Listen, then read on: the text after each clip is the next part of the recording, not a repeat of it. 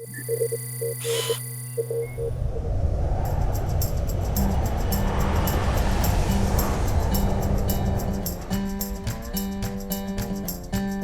that we learned had nothing to do with what went on in the black community. Made it all black. None of the white stations would service up fences like this. The children growing up here had all that they needed to thrive. Community raised kids. Events and people and places in the rich history of Halls Hill.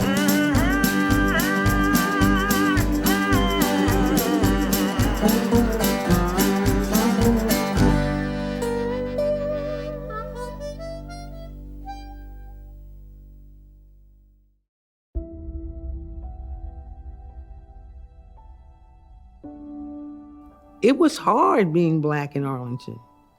And the churches and the people in the churches, if there was a need that we needed to come together, we would do that. We didn't have room for competitiveness.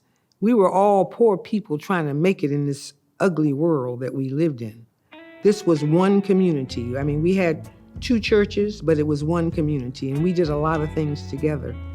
Mount Salvation always came together with Callaway.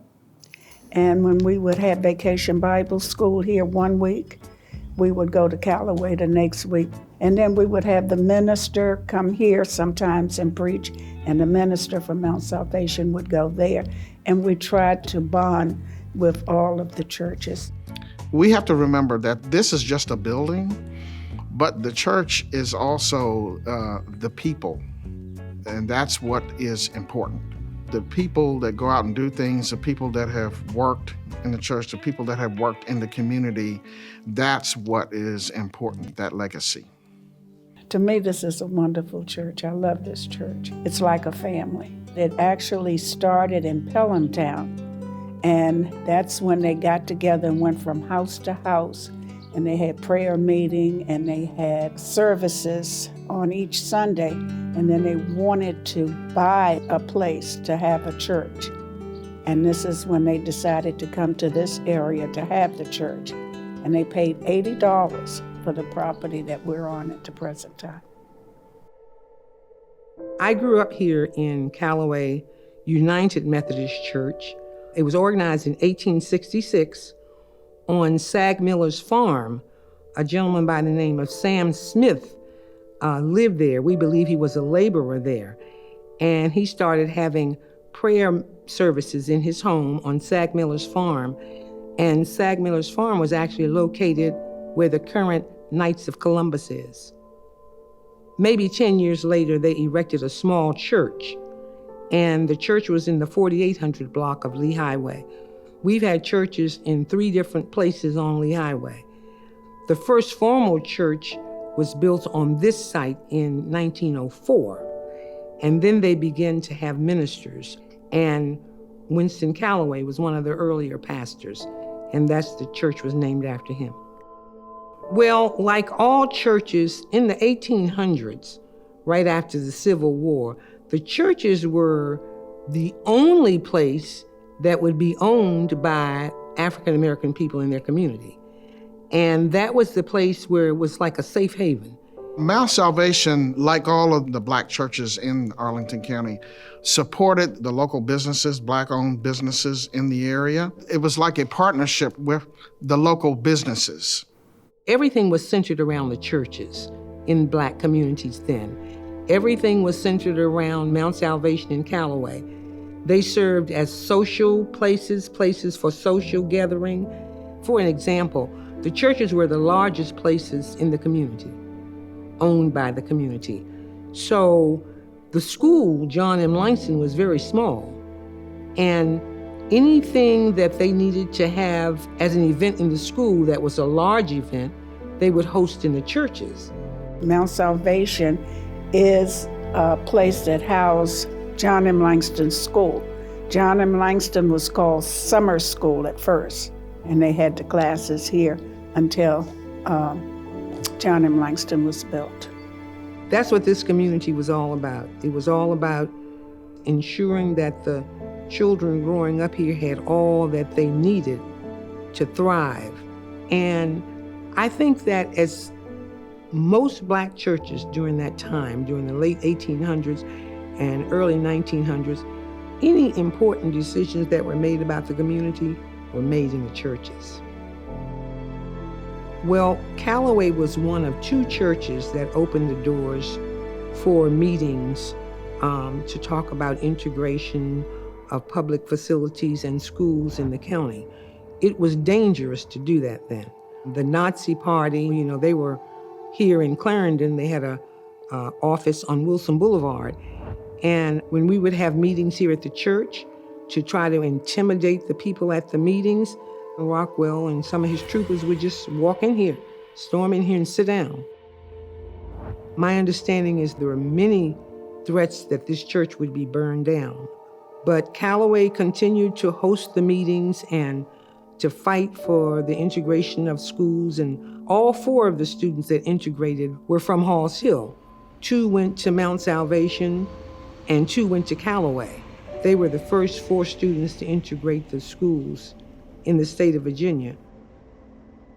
Well, there were a lot of people. I know I was one of the participants that worked in the community to try to get rid of segregation, and we worked hard. In 1959, the county issued a decree of condemnation at our cemetery to remove graves to widen Lee Highway.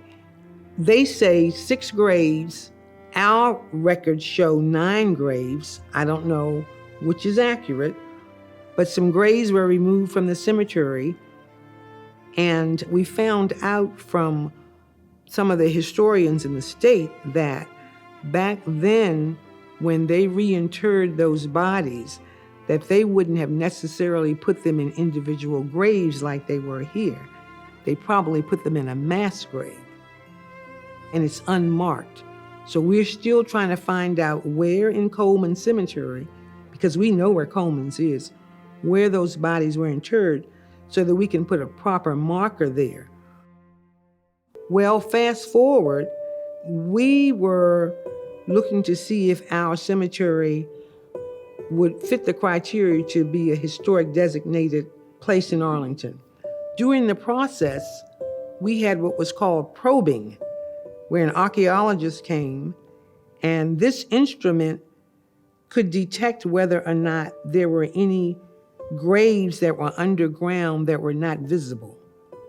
We have 46 visible grave sites there. When the probing was done, they found 43 more. When I went to school, the history that we learned had nothing to do with what went on in the Black community, and that is history.